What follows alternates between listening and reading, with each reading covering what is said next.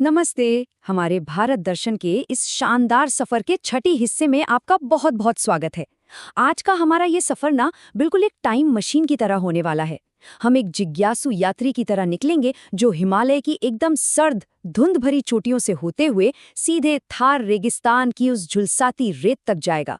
सोचिए, मौसम के दो बिल्कुल अलग छोर। तो चलिए मिलकर समझते हैं कि कैसे किसी जगह का भूगोल और उसका इतिहास दोनों आपस में मिलकर वहां के घरों और वहां की वास्तुकला को पूरी तरह से गढ़ देते हैं। अब इतिहास की गहराइयों में गोता लगाने से पहले जरा इस बात पर गौर कीजिए। इतनी विषम और चुनौतीपूर्ण भौगोलिक परिस्थितियों में एक पक्का घर बनाने का असल में मतलब क्या होता है? मतलब जहां या तो हाड़ कंपाने वाली ठंड हो या फिर चिलचिलाती गर्मी। इंसान ने हमेशा से प्रकृति के इन कड़े मिजाजों के साथ तालमेल बिठाया है और यही वो चीज है जो तय करती है कि वहां की वास्तुकला कैसी होगी। हमारे आज के ये जीवित विरासत शहर इसी बेजोड़ तालमेल की जीती जागती मिसाल हैं। तो अपनी इस यात्रा की शुरुआत करते हैं हमारे पहले पड़ाव से, दार्जिलिंग की ऊंचाइयों वाली धरोहर। चलिए सीधे हिमालय के 6,725 फीट की ऊंचाई पर चलते हैं। अब देखिए, इस जगह का जो ब्रिटिश औपनिवेशिक इतिहास है ना, वो सच में बड़ा दिलचस्प है। 1881 की बात करें तो यहाँ वो मशहूर माउंटेन स्टीम टॉय ट्रेन शुरू हुई थी। और अगर आप कभी यहाँ जाएं तो मेरी तरफ से एक छोटी सी ट्रैवल टिप है। यूनेस्को की विश्व धरोहर बन चुकी इस टॉय ट्रेन का सफर जरूर कीजिएगा। ये आज भी इन बर्फीली चोटियों के बीच से छुक छुक करती हुई गुजरती है। खैर, समय के साथ दार्जिलिंग भी बदला। 20वीं सदी के मध्य में तिब्बत पर आक्रमण के बाद वहां से आए शरणार्थियों ने यहां अपने नए घर बसाए। और सच कहूं तो उनके आने से इस पहाड़ी इलाके का सांस्कृतिक रंग हमेशा के लिए और भी ज्यादा गहरा और खूबसूरत हो गया।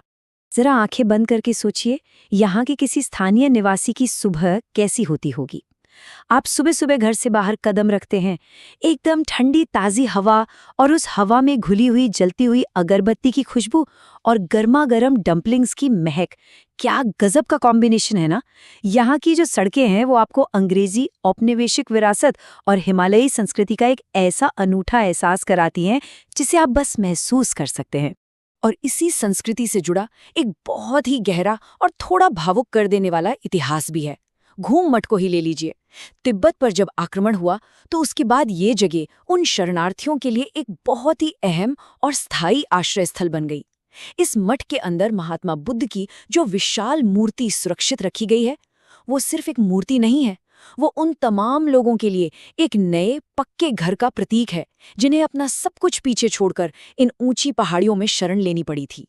चलिए अब उत्तर से सीधा दक्षिण की ओर चलते हैं। हमारा अगला पड़ाव है मुन्नार की पन्ना जैसी हरी भरी चाय की घाटियां। केरल के पश्चिमी घाट की इन धुंध भरी वादियों में आपका स्वागत है। इस जगह के बारे में जो सबसे जरूरी बात आपको जाननी चाहिए वो है इसका ऑल्टीट्यूड। ये जगह 1600 मीटर यानी करीब 5250 फीट की ऊंचाई पर है। अब इतनी ऊंचाई का मतलब है साल भर एकदम सुहावना और ठंडा मौसम। और यही वो सबसे बड़ा कारण था जिसने 1870 में अंग्रेजों का ध्यान अपनी तरफ खींचा। उन्होंने क्या किया? उन्होंने यहाँ के घने उष्णकटिबंधीय जंगलों को पूरी तरह से साफ करके उन्हें चाय के एकदम व्यवस्थित बागानों में बदल दिया।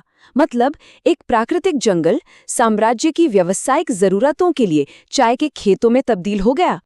अगर आप एक खोजी नजरिए से यहाँ की खेती के तरीकों को देखेंगे ना, तो ये किसी कला से कम नहीं लगेगा। चाय चुनने वाले लोग सुबह सुबह जब हर तरफ घना कोहरा छाया होता है तभी अपना काम शुरू कर देते हैं। ये लोग बड़ी ही बारीकी से अपने हाथों से बस ऊपर की 2 कोमल पत्तियों और एक कली को ही तोड़ते हैं। पौधों की लगातार कटाई छटाई की जाती है ताकि झाड़ियां ज्यादा ऊंची ना हो और पत्तियां तोड़ने में आसानी रहे। सच में ये इन लोगों की कड़ी मेहनत ही है जो इन पूरी घाटियों को एक खूबसूरत हरे मखमली आवरण से ढककर रखती है। अब इन ठंडी ऊंचाइयों और चाय के बागानों से नीचे उतरने का वक्त आ गया है। हमारा सफर अब हमें ले जा रहा है जोधपुर, सीधे थार रेगिस्तान की झुलसाने वाली गर्मी और उसके नीले किले की तरफ। यहाँ पहुंचते ही आपको 2 बिल्कुल अलग दुनियाएं एक साथ देखने को मिलेंगी, एकदम आमने सामने।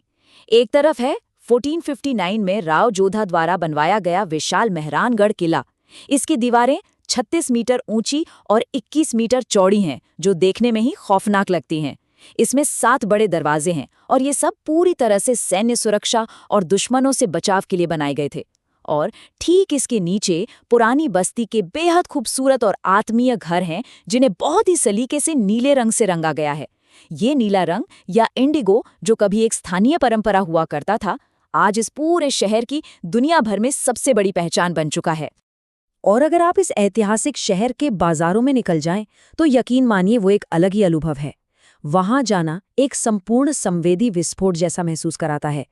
एक तरफ पुरानी तकनीकों से चांदी के आभूषण गढ़े जा रहे होते हैं, जिनकी खनक कानों में पड़ती है। दूसरी तरफ रंग बिरंगे कपड़ों की बुनाई की अपनी एक अलग लय होती है, और इन सब के बीच हवा में तैरती पारंपरिक मसालों की तेज खुशबू। सब कुछ एक साथ मिलकर आपको इस जगह के इतिहास से जोड़ देता है। और अब थार में थोड़ा और पश्चिम की तरफ चलते हैं। जैसलमेर, एक ऐसा शहर जो दूर से देखने पर सूखी रेत के बीच किसी सुनहरे मृगतृष्णा या कहें मिराज जैसा उभरता हुआ लगता है। जरा खुद को 1156 ईस्वी में बने इस किले के एक निवासी की जगह पर रखकर देखिए। इतिहास अचानक से जिंदा हो उठता है। पीले बलुआ पत्थर की इन विशाल दीवारों के अंदर रहने का मतलब है लगभग 3000 अन्य लोगों के साथ एक पूरा का पूरा शहर साझा करना। सोचिए, दुनिया के उन गिने चुने किलों में से एक जो आज भी आबाद है, और यहीं से आप रोज उन प्राचीन व्यापारिक मार्गों को देख सकते हैं जहां से कभी सिल्क और मसाले गुजरते थे। वही रास्ते जो सदियों पहले इस शहर में बेहिसाब दौलत और समृद्धि लेकर आए थे। इसी किले से थोड़ी ही दूरी पर बड़ा बाग नाम की एक जगह है। ये इस बात का बेहतरीन सबूत है कि वास्तुकला कैसे समय और जरूरत के हिसाब से बदलती है। यहाँ आपको जो गुंबददार छतरियां दिखेंगी ना, वो दरअसल स्थानीय महाराजाओं की याद में बनाए गए स्मारक हैं। इससे हमें ये समझ आता है कि यहाँ मिलने वाले इस खास पीले बलुआ पत्थर का इस्तेमाल सिर्फ दुश्मनों को रोकने वाले मजबूत किले बनाने के लिए ही नहीं हुआ, बल्कि शाही और बेहद कलात्मक यादें संजोने के लिए भी किया गया। आज की हकीकत देखें तो प्राचीन इतिहास और आज का दिन प्रतिदिन का जीवन यहाँ आपस में मिल गए हैं। सच तो ये है कि रेगिस्तान की रेत धीरे धीरे इन बस्तियों की तरफ अपना दायरा बढ़ा रही है। आज भी इन रेत के टीलों पर ऊंट चलते हैं। बस फर्क इतना है कि अब वो बेशकीमती मसालों की जगह पर्यटकों को उसी रास्ते पर ले जाते हैं जहां से कभी व्यापार होता था। ये नज़ारा हमें बार बार याद दिलाता है कि वक्त चाहे कितना भी आगे क्यों न निकल जाए, हमारे आसपास के भूगोल का असर हमेशा हम पर बना रहता है। तो अपने इस बेहद रोमांचक सफर को खत्म करते हुए मैं आपको एक गहरे सवाल के साथ छोड़ना चाहूंगी। जिस तरह से रेगिस्तान की रेत लगातार आगे बढ़ रही है और आधुनिकता इन पुरानी जगहों पर अपने पैर फंसा रही है, तो क्या बदलते पर्यावरण के बीच वास्तुकला के ये बेजोड़ नमूने टिक पाएंगे? क्या हमारे ये जीवित विरासत स्थल आने वाली सदी में भी खुद को इसी तरह ढाल सकेंगे? ये एक ऐसा सवाल है जो हमें इन विरासतों की अहमियत को और गहराई से समझने पर मजबूर करता है। तो बस भूगोल और इतिहास के इस दिलचस्प सफर में हमारे साथ जुड़ने के लिए आपका बहुत बहुत शुक्रिया।